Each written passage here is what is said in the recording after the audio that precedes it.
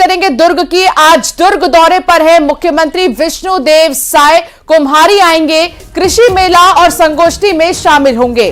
खपरी गांव में कृषि मेला और संगोष्ठी संत समागम में शिरकत करते हुए आपको मुख्यमंत्री नजर आने वाले हैं। गिरहोला गांव में संत समागम होगा। तो आज के कार्यक्रम सीएम के और छत्तीसगढ़ के लिहाज से एक और महत्वपूर्ण कार्यक्रम विधानसभा का प्रबोधन कार्यक्रम है। 20 जनवरी को उपराष्ट्रपति रायपुर आने वाले हैं। आपको बता दें कि 21 जनवरी को अमित शाह भी रायपुर आएंगे। विधानसभा अध्यक्ष रमन सिंह ने निमंत्रण दिया है और तस्वीर देखिए, आपको दिखा रहे हैं जब कई ऐसे बड़े दिग्गज शामिल होंगे। नए विधायकों का प्रशिक्षण होगा। मध्य प्रदेश में नए विधायकों के प्रशिक्षण के लिए ओम बिरला पहुंचे थे और छत्तीसगढ़ की अगर हम बात करें तो देखिए कई बड़े दिग्गज चेहरे यहां पर पहुंचेंगे। उपराष्ट्रपति अमित शाह को निमंत्रण दिया गया है रमन सिंह की तरफ से। रायपुर में कांग्रेस की आज बड़ी बैठक होगी और प्रदेश चुनाव समिति की यह बैठक होगी। तो प्रदेश प्रभारी सचिन पायलट इस बैठक में हिस्सा लेने वाले हैं। चुनाव समिति के सदस्य भी शामिल होंगे। लोकसभा चुनाव को लेकर रणनीति बनेगी, जिस बात का जिक्र कल भी सचिन पायलट कर रहे थे। आज ये महत्वपूर्ण बैठक। तो सचिन पायलट को प्रभारी बनाया गया है छत्तीसगढ़ का। इससे पहले कुमारी शैलजा थी, लेकिन अब सचिन पायलट के जैसे ही जिम्मेदारी लेने पर लगातार बैठकें हो रही हैं और इस बैठक में लोकसभा चुनाव से लेकर उम्मीदवारों तक के लिए रणनीति तैयार की जा रही है। युगल तिवारी संवाददाता साथ जुड़ गए हैं। युगल, जो ये बैठक होगी इसका उद्देश्य क्या होगा? युगल जी देखिए, सचिन पायलट को छत्तीसगढ़ का प्रभारी बनाया गया है। उनके बाद पहली बार छत्तीसगढ़ आए हैं और उनका भव्य स्वागत भी कल किया गया था। आज लोकसभा चुनाव समिति की अहम बैठक होगी और जिस तरह से छत्तीसगढ़ में कांग्रेस की सरकार थी, 65 से अधिक सीट जीतने का दावा लगातार कांग्रेस कर रही थी, लेकिन जो परिणाम आए हैं विधानसभा के चुनाव में काफी चौंकाने वाले हैं। कांग्रेस को उम्मीद नहीं थी कि इस तरह के परिणाम आएंगे और बीजेपी को एक बड़ी जीत मिली है। छत्तीसगढ़ के 11 लोकसभा सीटों पर जीतने का दावा बीजेपी लगातार कर रही है और कांग्रेस के लिए भी एक बड़ा टास्क है कि अभी कांग्रेस में जो सांसद हैं कोरबा और इसके अलावा जो दीपक बैज है वो दो ही सांसद हैं। 9 सीटों पर बीजेपी ने बड़ी जीत दर्ज की थी। तो इस बैठक का अहम उद्देश्य यही है कि लोकसभा चुनाव में कांग्रेस है बेहतर परफॉर्मेंस है वो करना चाहती है और अधिक से अधिक सीट है छत्तीसगढ़ की वो जीते, और ताकि जो बीजेपी के जो विजय पथ है, विजय का जो टास्क है उसे कांग्रेस रोक सके।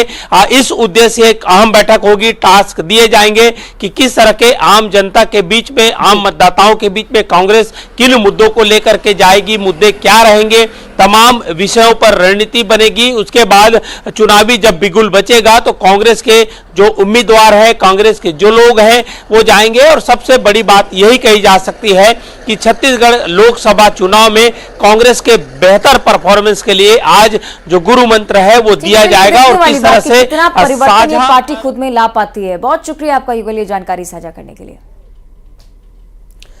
22 जनवरी को अयोध्या में राम मंदिर का शुभारंभ होना है, जिसके लिए देश भर के नेताओं को न्योता दिया गया है, लेकिन कांग्रेस ने न्योते को ठुकरा दिया। कांग्रेस राम मंदिर के कार्यक्रम में नहीं जाने वाली है। इसे लेकर सीएम विष्णुदेव साय ने निशाना भी साधा। कांग्रेस ने भी पलटवार किया। देखिए,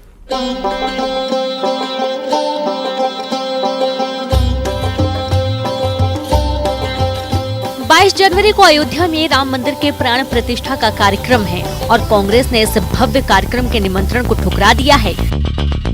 इस मामले पर जहां सियासत जारी है तो वहीं छत्तीसगढ़ के मुख्यमंत्री विष्णुदेव साय ने इसे कांग्रेस का दुर्भाग्य बताया। छत्तीसगढ़ भगवान राम का ननिहाल है। छत्तीसगढ़ माता कौशल्या की धरती है और ये तो बड़ा सौभाग्य का विषय है। लोग 22 तारीख के निमंत्रण के लिए तरसते हैं, लेकिन अगर कांग्रेस उसको ठुकराई है तो ये उनका दुर्भाग्य है और निश्चित रूप से आने वाले समय में देश की जनता भी उनको ठुकराएगी। वहीं दूसरी तरफ कांग्रेस इसे राजनीतिक लाभ के लिए उठाया जाने वाला कदम बता रही है।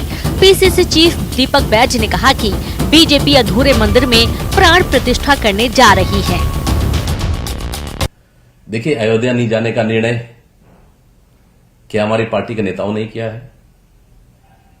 क्या शंकराचार्य, देश के बड़े बड़े शंकराचार्य जो उस पूजा अनुष्ठान और उस मंदिर से जुड़े हैं, वो भी तो लगातार विरोध कर रहे हैं। देखिए क्या है, एक तो पहली चीज कि बड़े बड़े संत भी कह रहे हैं कि राम मंदिर अभी भी पूरा नहीं बना है, अपूर्ण है।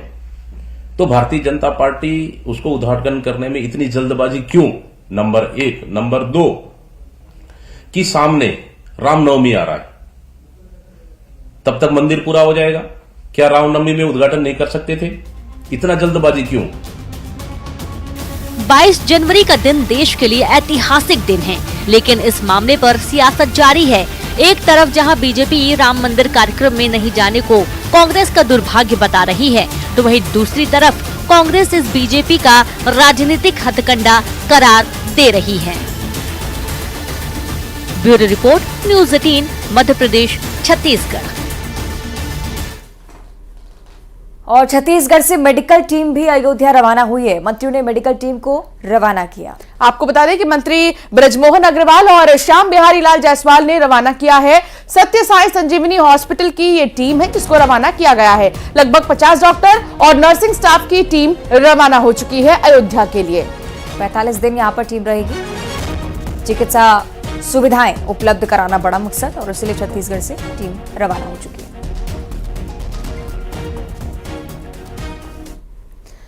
छत्तीसगढ़ रामगमन पथ पर सियासत जारी है। मंत्री ब्रजमोहन अग्रवाल ने कांग्रेस पर राजनीतिक फायदे के लिए राह बदलने के आरोप लगाए, और कांग्रेस ने भी मामले पर पलटवार करने में देर नहीं की है। देखिए,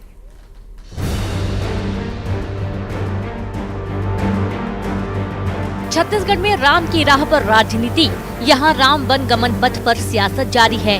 मंत्री ब्रजेंद्र मोहन अग्रवाल ने आरोप लगाया कि कांग्रेस की सरकार ने अपने फायदे के लिए कुछ और रास्तों को भी वन गमन पथ में जोड़ दिया। बीजेपी लोगों को वास्तविक जानकारी देगी। ये नहीं, जो वास्तविक प्रभु राम का वन गमन पथ है और उसके बारे में देश के बड़े बड़े लोगों ने इसके ऊपर में रिसर्च किया है और उन्होंने उसको आइडेंटिफाई किया है। तो जो प्रभु राम का वास्तविक राम वन गमन पथ है, कांग्रेस की सरकार ने अपने राजनीतिक फायदे के लिए कुछ ऐसे स्थान हैं जो उस रास्ते में नहीं आते हैं, उनको भी घोषित कर दिया है। तो लोगों को वास्तविक जानकारी मिले, इसका हम निर्णय करेंगे। इधर बीजेपी के आरोपों पर कांग्रेस ने पलटवार करने में देर नहीं की। कांग्रेस नेता विकास उपाध्याय ने कहा कि 15 साल तो बीजेपी की सरकार थी।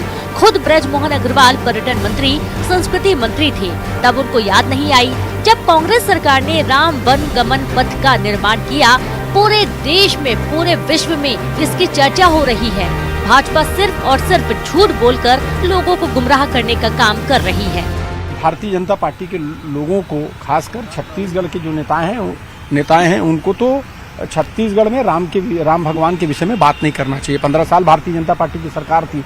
राम वन गमन पथ से लेकर कौशल्या माता मंदिर के नव निर्माण की अगर किसी ने याद दिलाई और किसी ने उसको किया, तो मैं समझता हूँ कांग्रेस पार्टी की सरकार ने उसको किया है।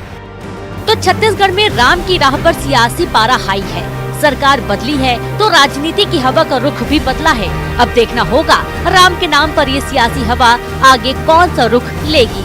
Bureau report, news 18, Madhya Pradesh, Chhattisgarh. और अब चर्चा करेंगे छत्तीसगढ़ के मौसम पर। 1-2 दिन में ठंड बढ़ने वाली है छत्तीसगढ़ में। मौसम विभाग की तरफ से सीधे भविष्यवाणी की गई है।